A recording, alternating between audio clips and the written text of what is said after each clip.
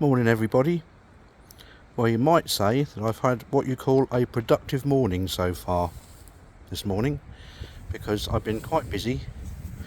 I must admit, over the last couple of days I've perfected this, because I've never done anything like this before. I've made this, look, a covered shooting area for 2 shooters, various guy ropes and things that I've managed to get into the ground. The reason I've done this is because you may remember, probably this time last year, my brother paid for me and himself to go over to Top Targets at Tacknell Farm to do some shooting for a couple of hours. Well, once again, that was my birthday present, which is in December, so I had to wait quite some time for it.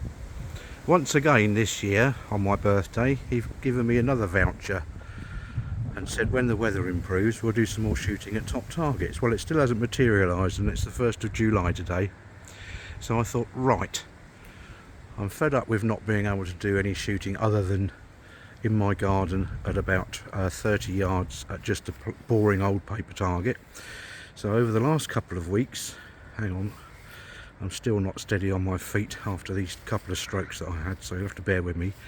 Over the last couple of weeks I've been ordering various targets, knockdown targets, etc. from eBay, and I've set them all out, look, in a little course which you'll see in more detail in a minute. So first of all, at about, I'd guess about 12 yards, we've got 6 knockdown soldiers, which is just a tiny bit of velcro on the bottom of them to keep them standing up until they get hit, and then they'll just go flying. So that's the first lot you come to, and then a couple of yards on from that we've got a crow knockdown target. It's not actually a knock over target, it's a knockdown target, so when you hit the bit in the middle that disappears, and then you've got to hit the bit at the bottom again to reset it. That's the idea. So that's a crow. And then over this way, same sort of idea, we've got a rat, and then just a standard target holder, and I've put a picture of a rat in there as well, look. And then moving over this way, we've got some more of these soldiers that you knock down. It's a little bit gusty today, so they haven't fallen over in the wind, so I'm guessing the velcro's doing what it's supposed to. We've got a couple of spinners then, and then on from that another knockdown one, which is a rabbit this time, and then this is possibly one of my most proud creations, a shooting like tin can alley, some old baked bean tins which are stuffed full of rags to give them a bit of weight, and then attached to the back so they don't go flying everywhere, they're on a bit of string, so on velcro, so when you hit them the idea is they just go as far as the bit of string. Just past that you've got a rabbit, and then over this way a load more resettable spinning targets. Back from that a bit, another rat, couple more spinners, a crow, a standard target box with some targets right at the end, and then last but by no means least, one of these you knock over the, I don't know what they're supposed to be, wild boar or something, and then once you've knocked them all down you hit the middle bit and it resets them. So that's my mini version of Top Targets at Tacknell Farm.